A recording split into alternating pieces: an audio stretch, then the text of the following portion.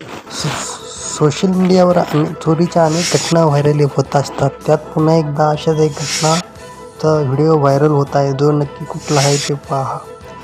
रेल्वेमधून प्रवास करणाऱ्या प्रवाशांसाठी चोरीचे प्रकार काही नवीन नाहीत. गर्दीच्या ठिकाणी फायदा घेत चोरटे महिलांच्या पर्समधील मोबाईल, दागिने, रोख पैसे लंपास करतात. मात्र यावेळी चोरी करणाऱ्या 2 तरुणींचा डाव एका सतर्क महिलेने समोर आणलेला आहे.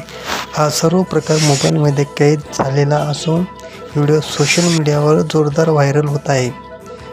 व्हायरल होत असलेल्या व्हिडिओत तुम्हाला ट्रेनमध्ये काही महिलांचा गोंधळ दिसतोय.